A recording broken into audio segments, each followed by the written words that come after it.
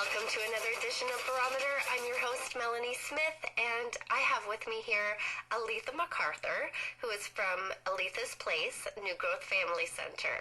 Welcome, Aletha. Thank you, Melanie. Glad to have you here. And if you want to start off just by telling us a little bit about yourself. Well, I'm a longtime resident of Wellington North, Mount Forest.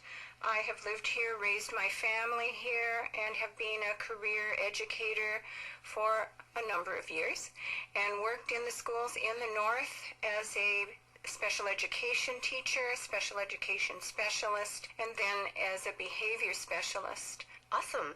How would you say that New Growth Family Center came about? Well, if I summed it up, I could say it's my dream special education support classroom. And what I found was that I was limited in working in classrooms in schools with what I could do to support children, and also the needs of children were increasing. And so I decided that at a time in my life when I was making a life change, that I would start a program and I would be able to use all the skills and the experience that I'd had in order to support children and youth in Wellington North. And my heart and my home is in the north of Wellington County. So your initial vision, was it your own space to do this and to work with these kids? Well, thinking back, that was in 2003, and it was a small space indeed, and yes, that was the beginnings of it. So from 2003 to 2008, I worked out of an office in my home and started working towards and utilizing what I could, and then the expansion came in 2009. So from 2009 to 2019 was in the building on 211 Birmingham Street West here in Mount Forest, and it's been go ever since. Well, that's awesome that you were able to take what you were basically already doing and grow it into something more of your own. Well, I would have to say this is my joy job. That's what I call it. Nice. Oh, that's great. So maybe you want to explain to us, what are some of the benefits for kids that are visiting your place there? Well, there are kids who are struggling academically in schools, in large groups, and those kids really do fall behind as time goes on. So early intervention is absolutely critical in my mind, that if we can get to the underlying issues, whether it be a learning disability, it could be some kind of genetic condition, it could be things with family background, kids in foster homes or adoption homes, but to find out what are the underlying issues and address those as early as possible, and then improve the success rate in the future years in school. So the key time is grade 4 to grade 6 when these issues appear and start to escalate, and hopefully before grade 7 and 8 and on to high school that they can be addressed, because high school we are losing kids. When you say losing, can you expand on that a little bit more? Losing them to... They're not doing well in school. They're choosing other ways to use their time and to feel good in the moment. They are avoiding school. There are behaviors that come into the school and then they're being suspended, and then it becomes a negative cycle. So they lose their hope, and they're losing skills along the way, and that catches up to them later in life when it comes to making a living, job-focused career, those kinds of things, and on it goes. So it's almost, in a way, you're getting these kids back on track. Absolutely. And there are success stories we don't have time on here, but certainly I think there's also some misconception that these kids are scary, and they're not. They're kids. And when we see them around the community or in places, they can have kind of a hard edge to them, a protection. But I'm here to tell you that when they enter the center and when they know that help is there, you see those defenses drop and they become young kids, and they really want to do well and receive some help. So it's not a place that they're being forced to go to, or it's not a matter of them not wanting to be there for help. They're gladly coming. Absolutely. Absolutely. And I think there is a misconception on that. They're not locked in. They're not forced by the time they connect. And the biggest is to build a relationship and get to know them as people, and to bring their families in and to start working with the whole family. It is a family center, so it isn't just bring your child or your youth and just drop them in, fix them, and out they go. It's a case of what are the underlying issues and what can the family do to support things things as well. So that can look like mom, dad, grandma, grandpa, Absolutely. siblings, everybody. I think that's really fantastic. I feel like sometimes you think the opposite of kind of like what you just said. Okay, we're going to go here for help and fix and done.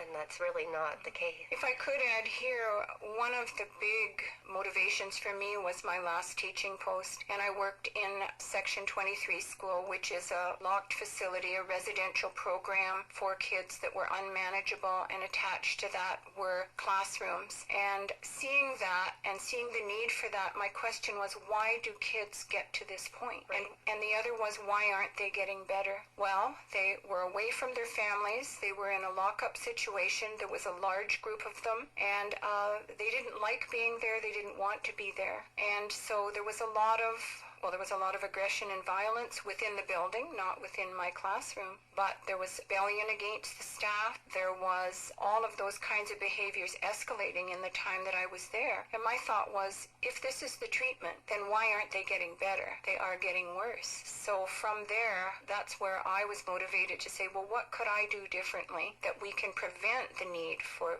kids to be in a place like that, and that they can be with their own families, whether it be adoption or foster. We have a lot of kids in foster homes, a lot of wonderful foster parents, adopted parents, but the issues that come with them, they rise up, and so they need a lot of help as well. So would you say a place like that that's a little more harsh, there's obviously a need for that, maybe for those kids. I know your goal is to get to them before they get to that point, so that they don't end up there. Why isn't there more programs like yours? Why isn't there more Alethas and more new growth family centers to prevent them getting to that point? Well, I've questioned that, because to me it's normal. To me it's simple, okay? And, how do you do that? I get these questions, how do you do that? Well, it's just normal. And with the kids that I'm working with, the life lessons that we're doing, these are normal things that you would speak into kids. You would teach your own kids in a regular setting, but many of these kids don't have that for any number of reasons. And at my stage in life, I'm seeing that many of the parents of the kids have not had those life lessons spoken into them, and so it's a two-generation loss of information. And so parents really are thrilled to be part of the program. A lot of fathers enjoy coming in because they don't feel judged. They don't feel as if they're not doing what they should do. They feel safe there to be able to speak and to say, I really want to help my son or daughter, but I don't know what to do, and they're safe to do that. And when that happens, then the door opens, and that family now becomes involved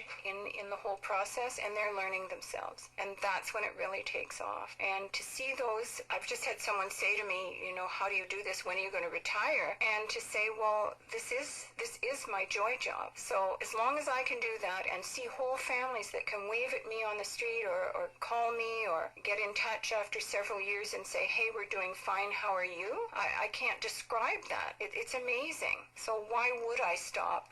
Definitely. So it's the parents, when you say it's a whole family situation, in some cases the parents are probably learning just as much or maybe even more Yes. than the kids. Yes.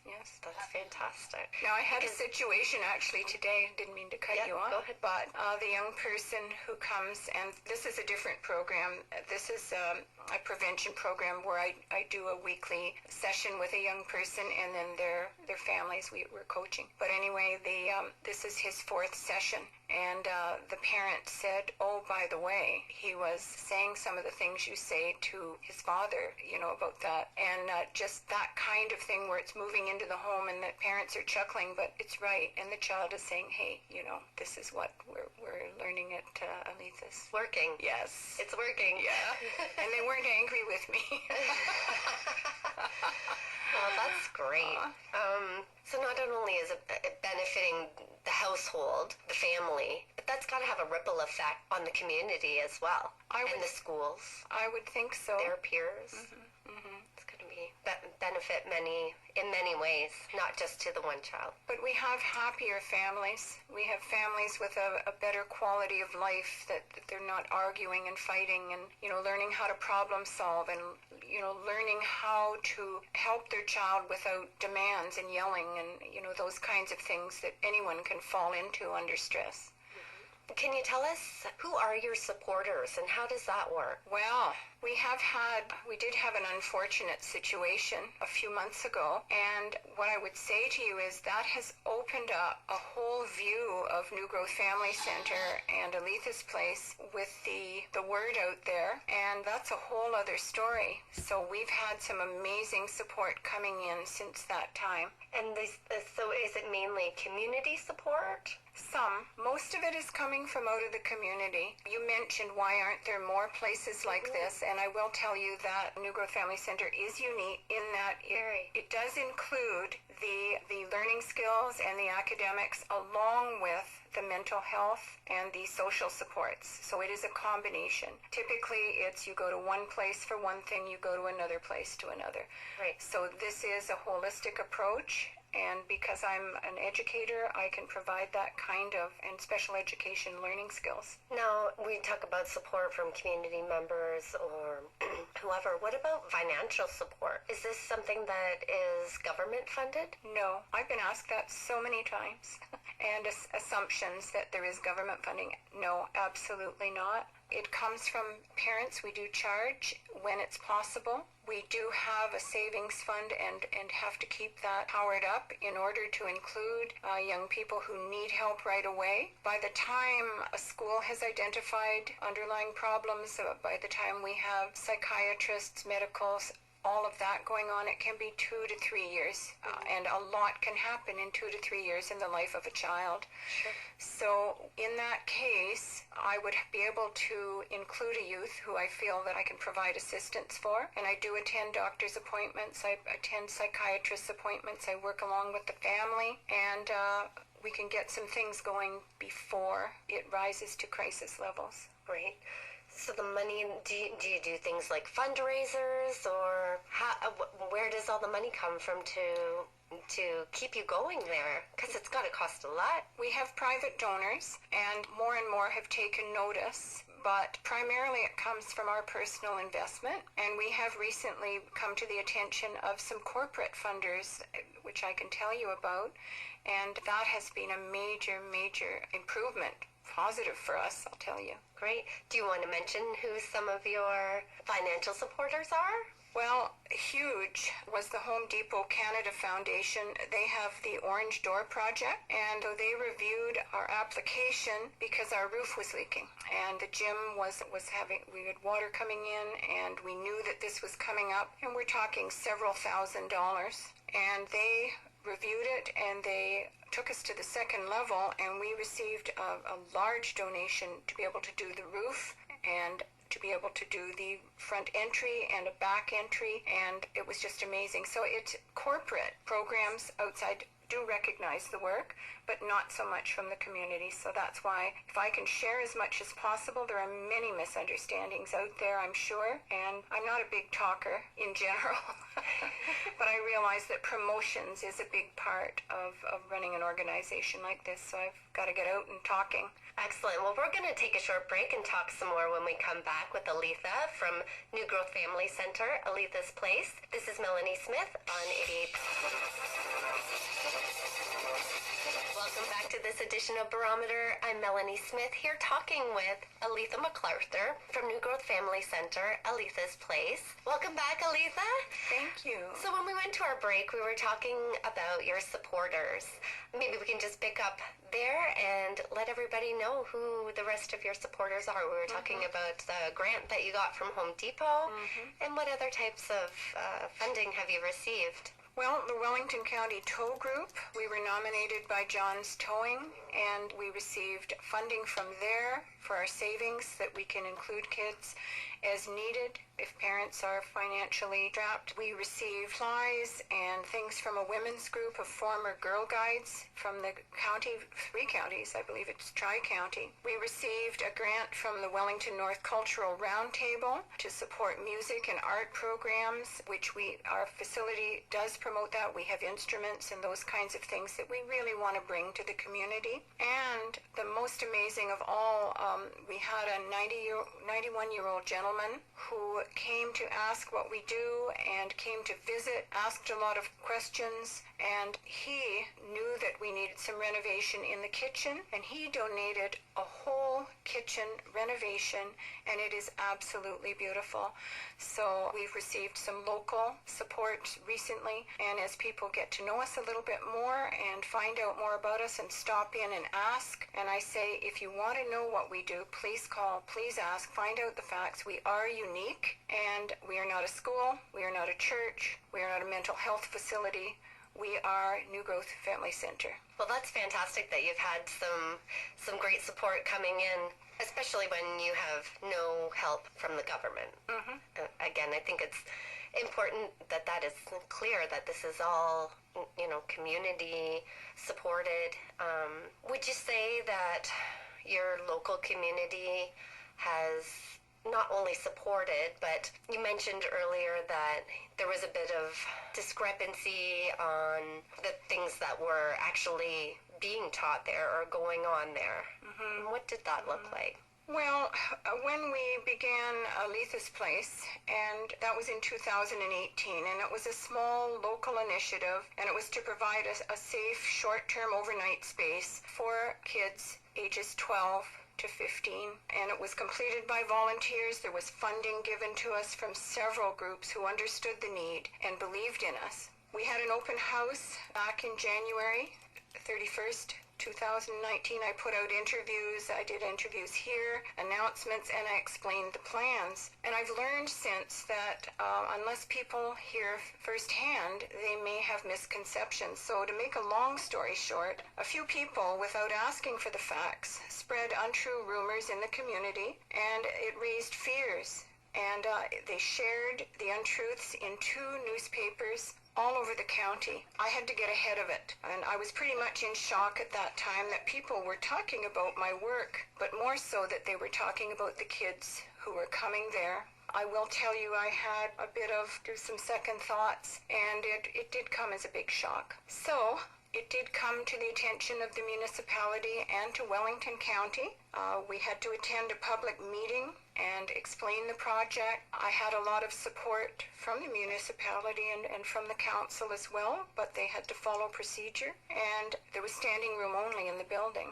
So that public meeting put out in a big way and promoted what we do, and that more people knew the facts. There was media support, and people actually began asking and visiting, and that has actually created much more interest and much more support. Hence, we have more supports coming in and people asking. So I do want to stress that we are a unique organization, and if you do want to know, come and ask. Get the facts direct from us. I don't think what people have known, we've kept pretty quiet about it, is that the zoning bylaw amendment was passed by the council to permit overnight stays in our building, which was already zoned institutional.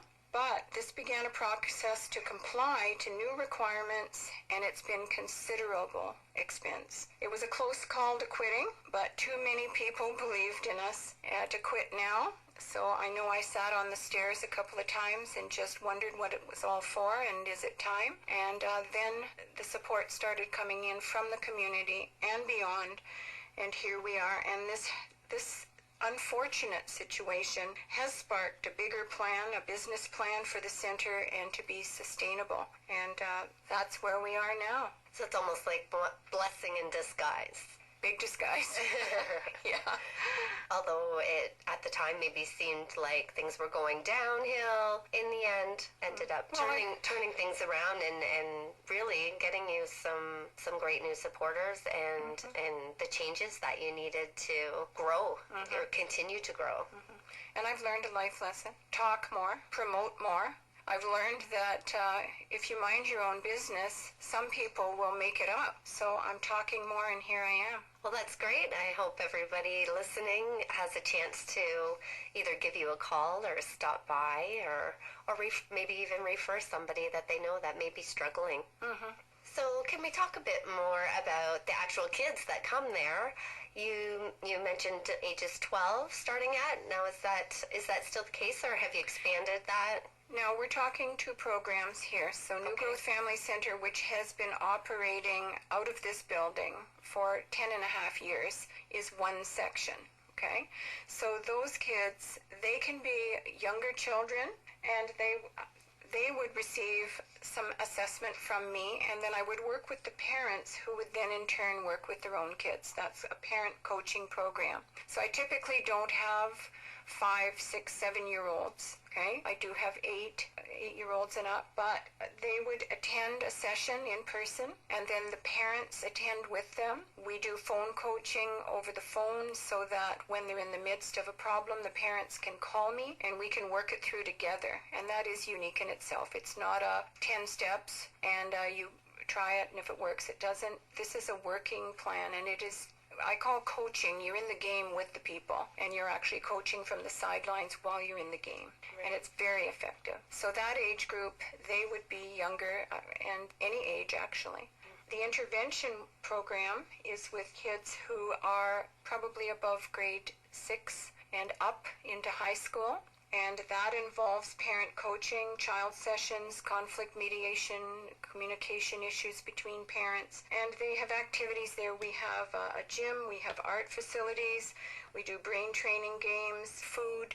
It's a very comfortable, friendly family center. That's what I can say. And then the one I described to you would be considered a rehabilitation, which is a therapeutic day program, which includes family, it includes support agencies, and those are paid, and that's where income comes in, and that's where those agencies pay, and that's where the real heavy work takes place.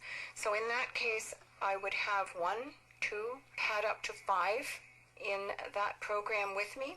And in the school system, in that school I was in, I was required to have 10 kids, all high needs, and I had 3 staff, support staff, who were there for my safety. So when the families are coming in, is it kind of one-on-one, or are you doing this as a group? When you say you might have 5 kids, are all 5 there at the same time? It's a gradual integration. So I would start 1-to-1, and the relationship with the child is absolutely critical. The child needs to be able to trust and to share and to be understood. Okay, so it's 1-to-1, and then I would carefully add other kids. Now we're talking about the therapeutic day program here. Okay, these are the high needs, complex needs kids. And I should mention that these kids are not dangerous. They are not monsters.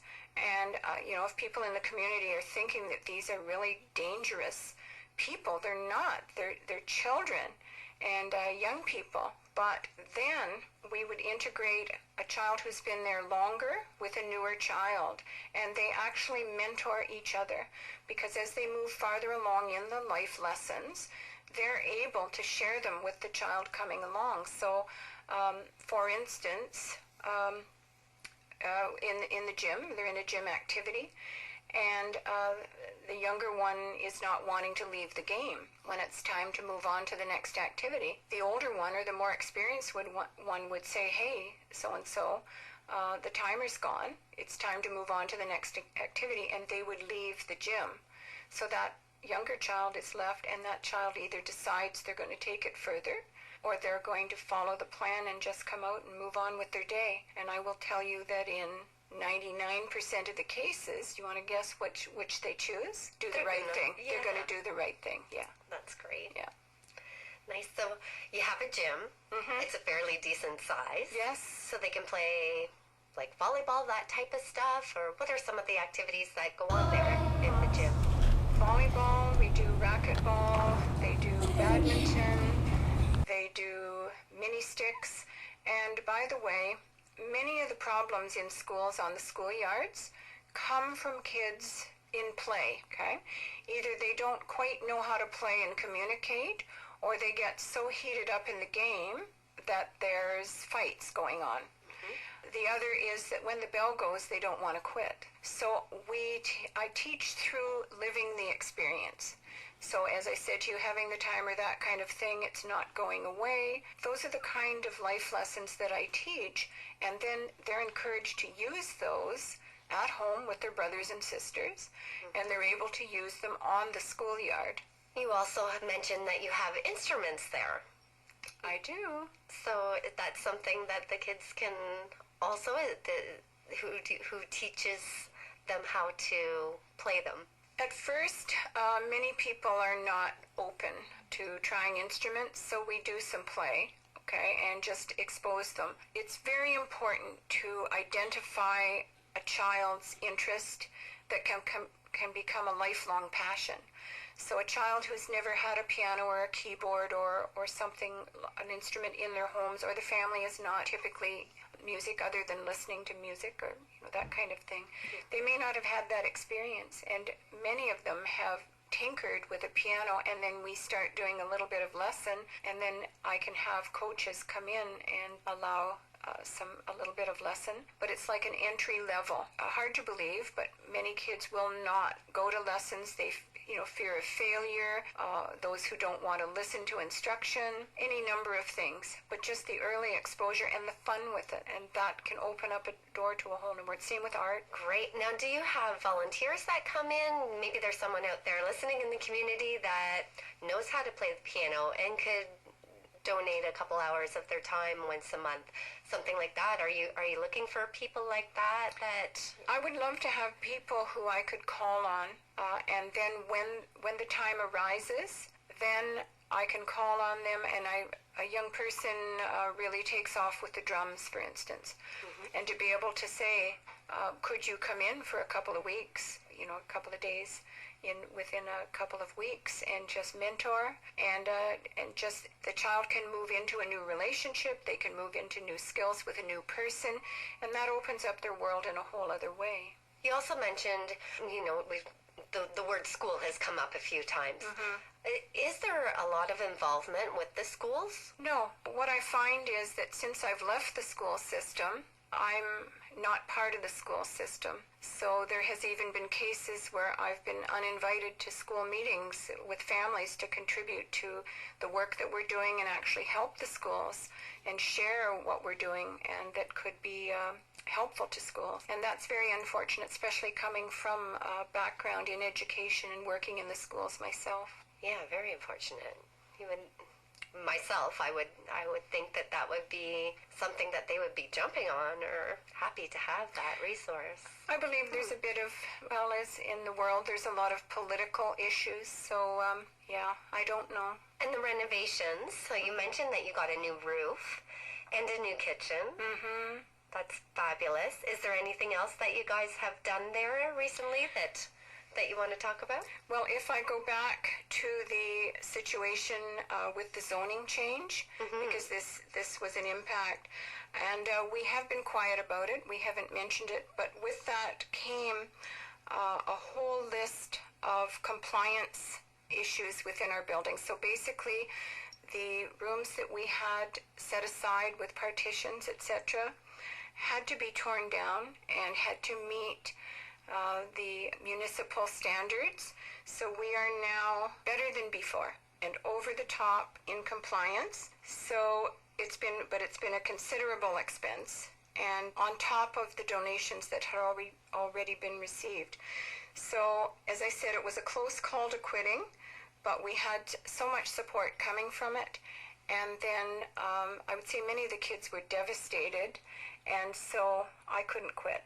So we've hired contractors, and they are finishing up at this point, and we will be moving forward with Aletha's Place with a new vision. It's an expanded vision now, and there have been some changes in order to make it sustainable. All right, we're going to talk about some more of those changes when we come back. I'm Melanie Smith with Aletha MacArthur on 88.7 The River.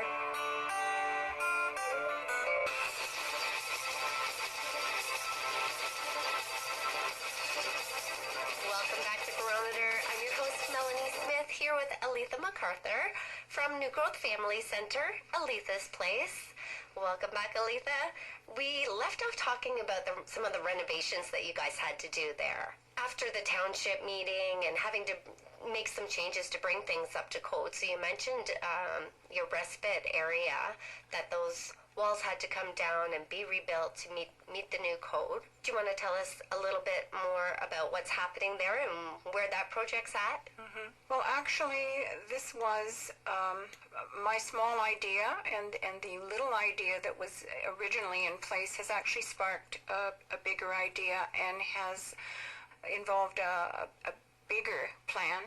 So in order to be sustainable, we've made the renovations with all local contractors. We meet standards and everything is top notch. So in October and November of this year, the renovation is almost complete. And our simple local plan has been expanded to include the whole county. And we know that the problems that we're having in Wellington North and this area are everywhere.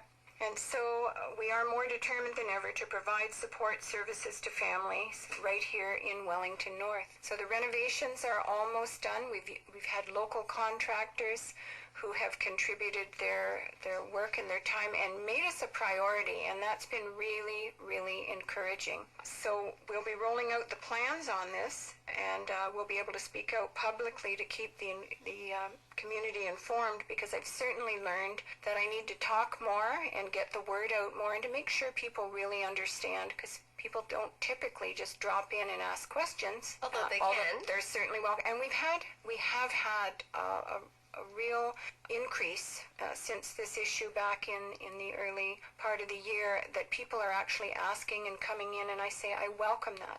Give us a call. We're not hiding anything, and we are truly here to support our community, our families, and children in need, and that's what this is about. It's excellent that you kind of got a renewed hope or energy out of it.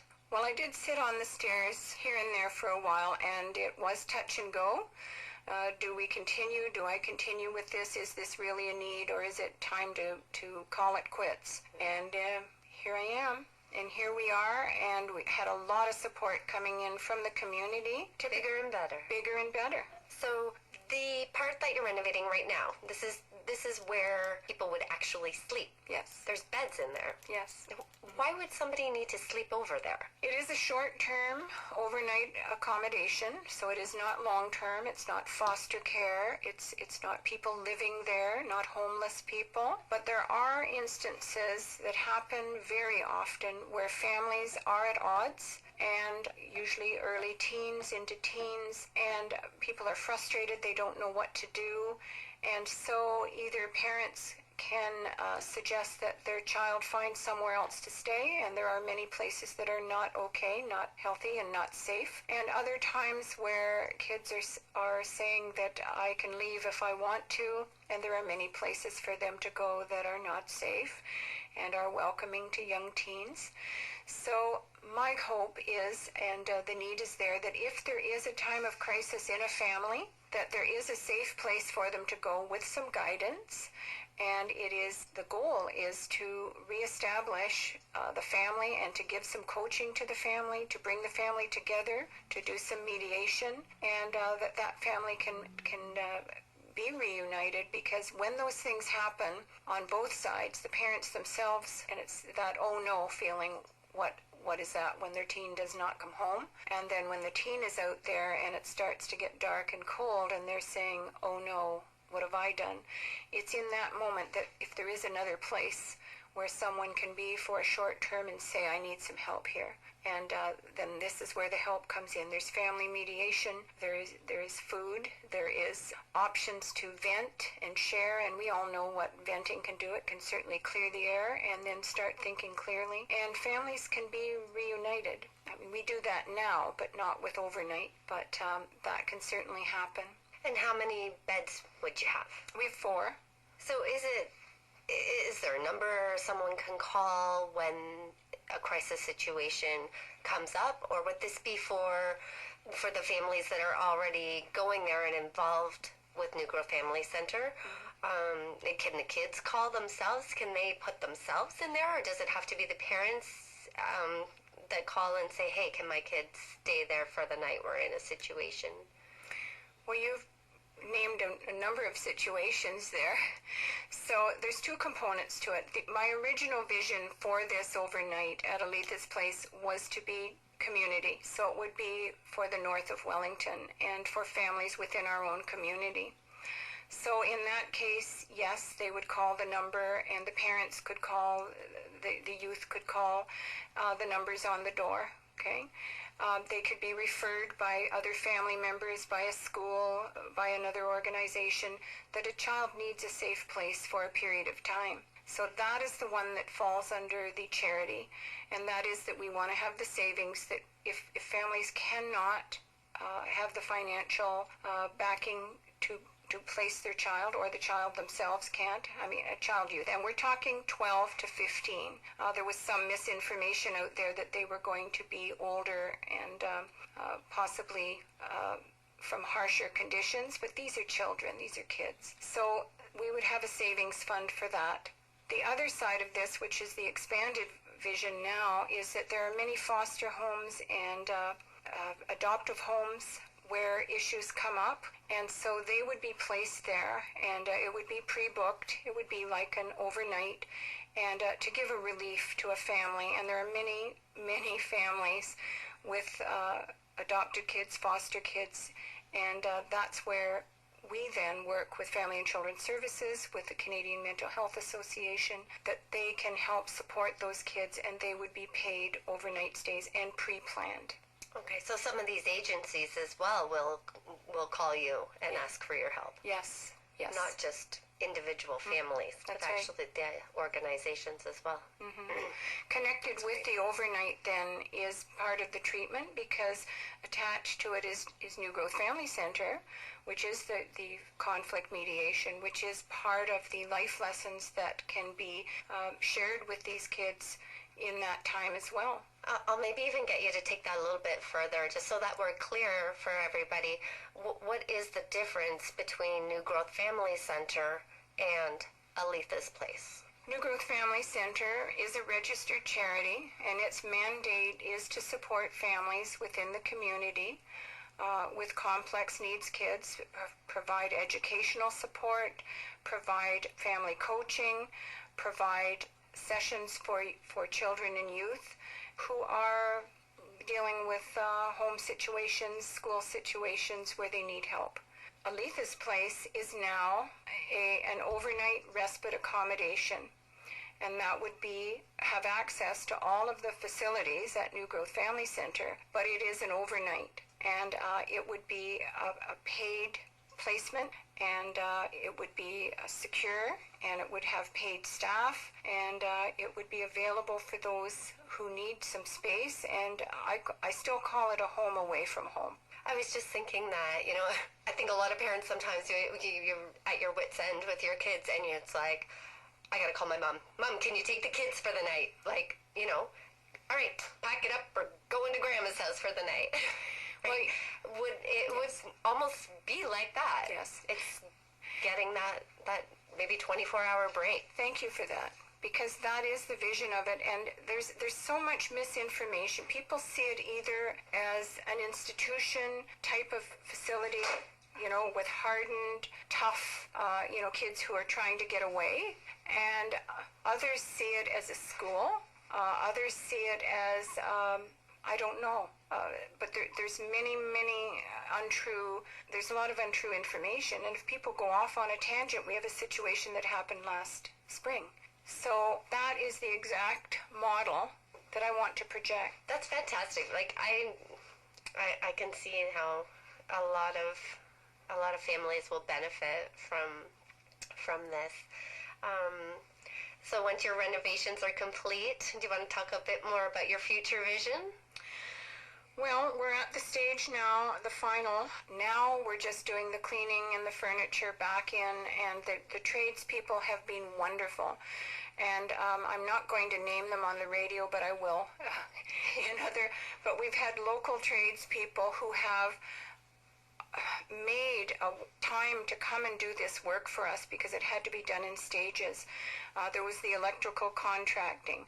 There was the construction again, and we had to do new windows, all new doors. We had to have special sealants put in for fire, wired in fire. So we meet all the 2019, 2020 current standards for safety within this now. So It's really pumped us up. So how old is the building that you're in right now? The building that we're in, I don't remember. but it's an older building, Yes. so it did need a fair amount of upgrades. No. This is a bit controversial. The area, though, that was designated for the sleeping was a very small open area. And originally we wanted to keep it very simple and very local. So we had partitions and, we had privacy, that kind of thing. But what this has done has moved us up levels that everything is up to total fire code safety for residential within an already institutional designated building. And I'm telling you, the cost has been substantial. But we're there, and it's good, and it's beautiful, and it's home-like, because I specified the fire doors cannot look like fire doors. They need to look like regular bedroom doors, and the construction people have been just amazing because they get it. I think that you're right, that it is really important that it's not institutional, like how you're saying there's no locked doors, there's nothing like that it's a comfortable place that the kids are coming to. So do the beds that are there, you said you're going to have 4 of them going back in, are they for the kids only, or would it, if they have a parent, would the parent be coming to stay with them? No. They're for the kids themselves. Parents would come in during the day, and we would be having meetings. For instance, if a family is in crisis and they have a young teen, a 12, 13-year-old, and they're at odds about issues, okay, so the child or the young person would be with us, and the parents, I would hear both sides. This is where the mediation comes in. What I've learned is that there needs to be some adjustment on both sides, and parenting is not what it was. Parenting has to be somewhat negotiable, and kids need to also be able to negotiate too. So having a mediary such as myself who can understand what's happening, and my work with kids has been pretty successful. I have a lot of friends in younger circles, and I even get calls from people from days gone by. So our relationship is pretty good. So if we can put that together, and then the goal is that child or youth goes home, and the parents are making some adjustment, and the child is making some adjustment, then that family is going to do better. And then they have option then to continue with some more coaching so that they continue successfully and move along together. Our goal is to keep families together here in Wellington North. Right. As opposed to have them, because without you, where would they go? Where do they go? Guelph? Or? Yes. We did have someone call us from Fergus, another organization, and they wanted to see our model. They want to put it in place in Fergus. Nice. But they're saying that the only option they have, and they work with the older age group, maybe 14, 15, 16, but they're saying their only option is to send them to a youth shelter in Guelph, and those kids never come back the same. And I'm sure the reason why there isn't, I asked earlier, well, how come there isn't more Aletha's places or New Growth Family Centers? I'm sure the biggest hurdle is funding. You don't have, who's got that kind of money just to start up something like this and to keep it going, or to get that initial start. That's really crazy that there's... Well, I would say come and learn. I offer mentoring programs to teach staff, and so I would welcome people coming in to learn. Excellent. Well, it's been a joy having you in here, Aletha, and unfortunately our time's up and we have to wrap it up, but for our listeners and anyone who's interested in learning more, I can certainly give you a call, stop in. Did you want to give out your phone number? Absolutely. New Growth Family Center, 519-509-6432. We're 211 Birmingham Street West. And come and get the facts, please. Facts matter. Great. I'm Melanie Smith. Thank you for joining us on this edition of Barometer on 88.7 The River.